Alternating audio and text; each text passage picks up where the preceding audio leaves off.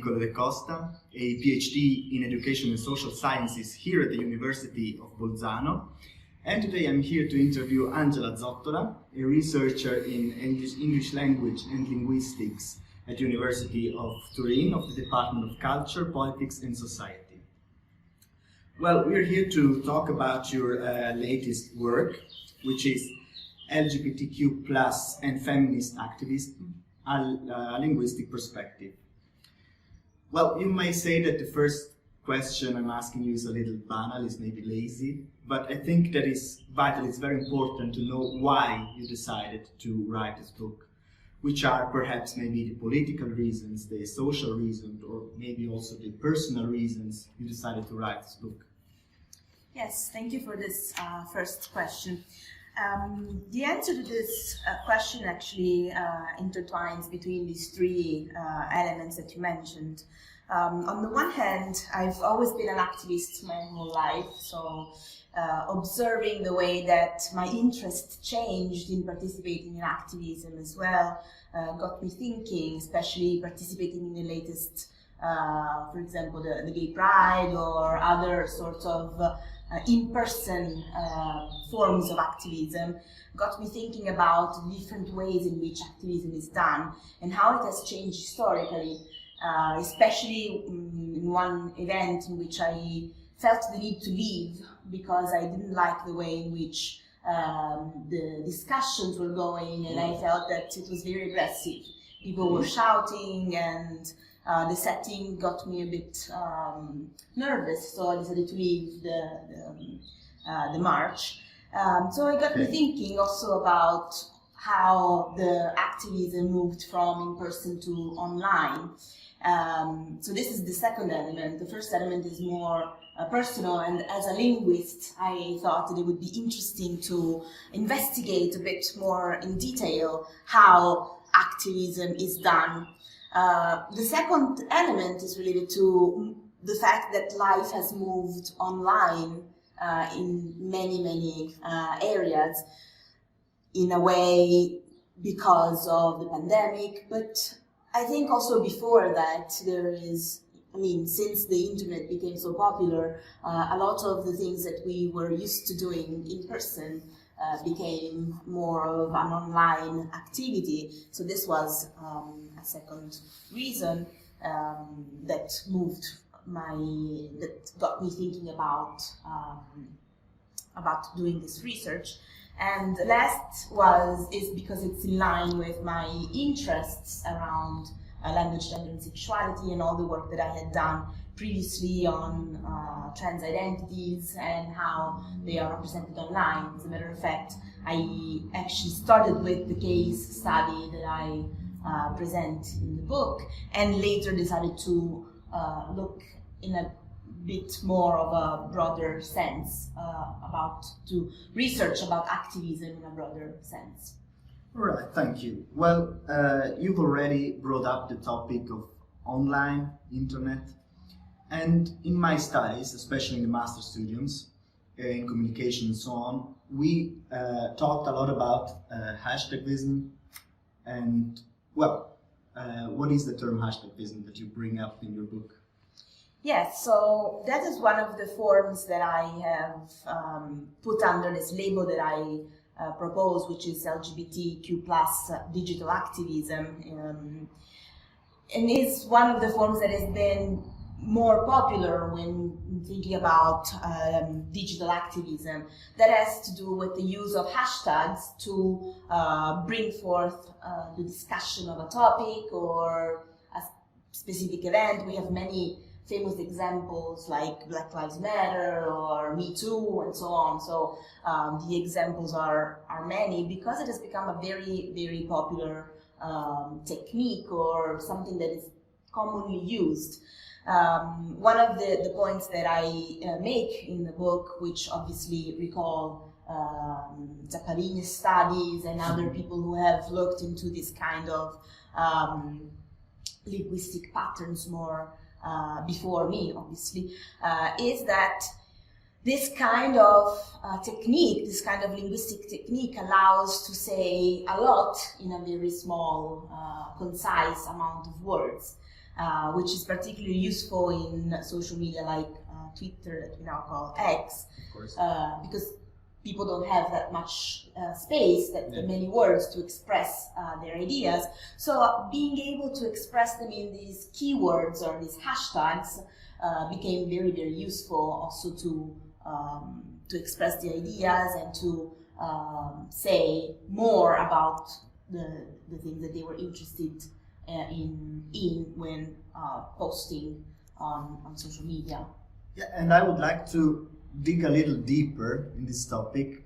I mean, it's very relevant, and it's quite a topic that you hear often, especially when we talk about my generation and yours, so that we're also an important writer and graphic novelists in Italy, Zero Calcare, just talked about this, that we don't go on the streets anymore, we're becoming lazy. And that's a thing that I must say I kinda stand on inside. Mm-hmm. Because also with this hashtagvism, with the fact that we talk a lot more online, we do there our activism and so on, are we becoming a little lazy? That's very interesting that you brought this up.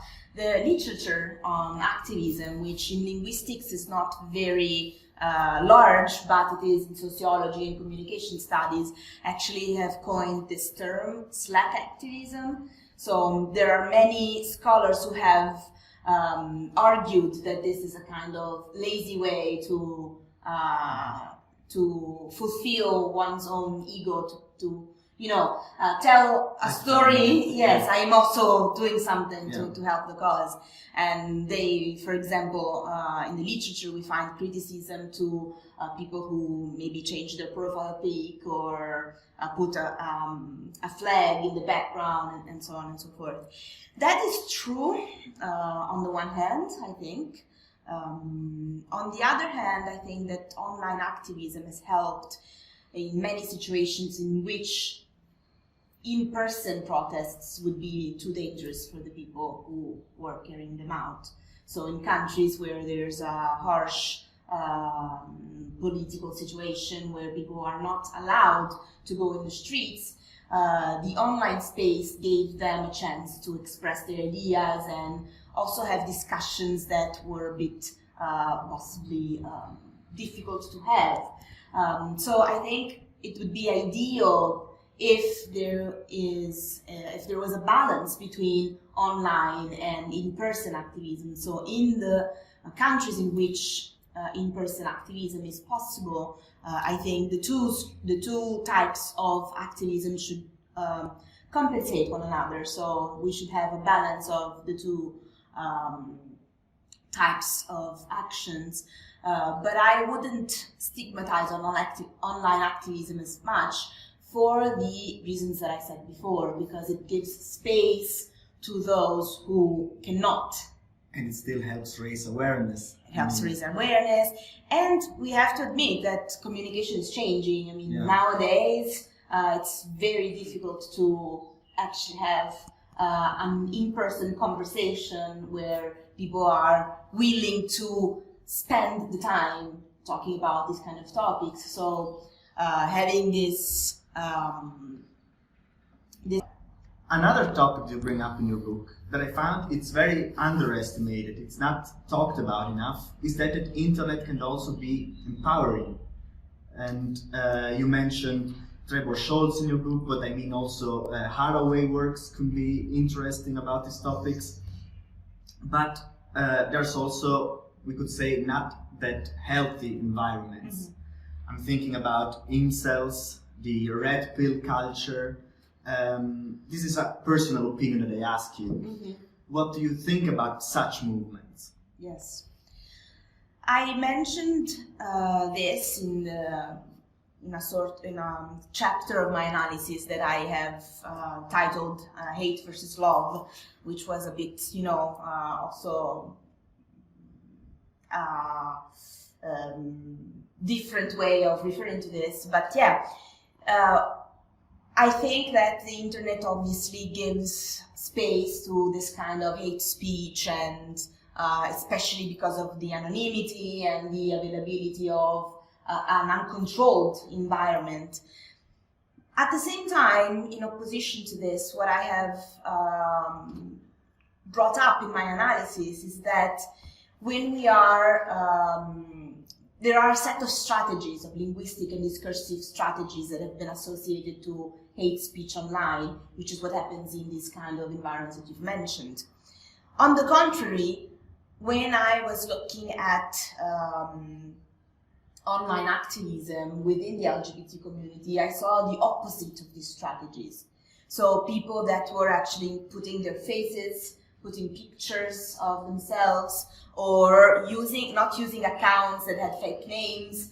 So I think that this type of online activism could also set an example for good practices, maybe, and as a way to distinguish between positive spaces, empowering spaces, and those spaces that take advantage of the internet to create even more hate speech. So there was a clear difference for me in the way in which language was used in these two different environments where hate speech is produced and where activism brings about positive ideas, fights for human rights, and so on.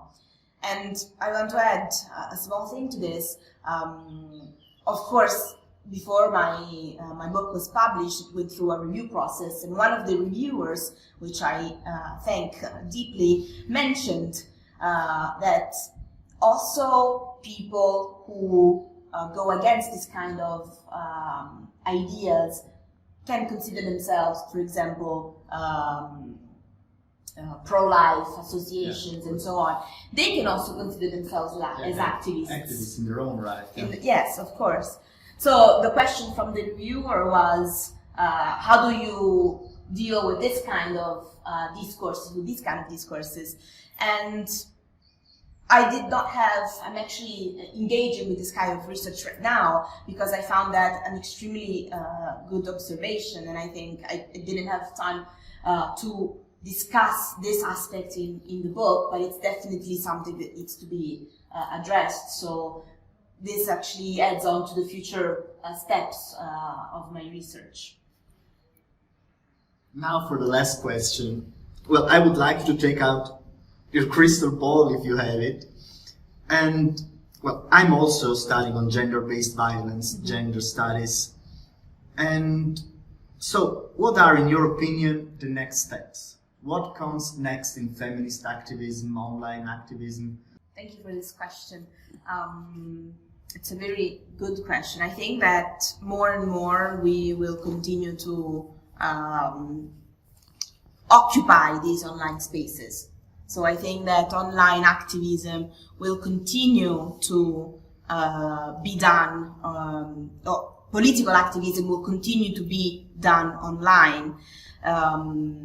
What I think is that more and more people should join this fight. One of the things that I write in my book, and that it's something that has been coming up more and more frequently in the literature, is that we as academics should use our knowledge and move out from our classrooms, move out from the rooms where we talk among ourselves of the discoveries and the new research that we are conducting, and bring this to the public outside of universities, because I really think that our knowledge,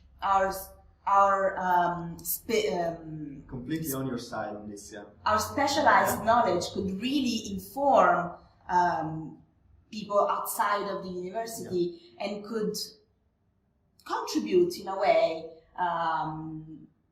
with this type of activism. So I think we should really embrace our role as scholars and share our work more and more. And this could be a form of political activism and a way to continue in this path. Well, Angela, thank you very much, especially the last things you said about stepping outside of our crystal cage is essential. So thank you very much for your interview, for the answers you gave me, for the insights you gave me, also your opinions that would surely help me, but others too, to go further with your own work. And thank you also to you listeners, and thank you. Thank you.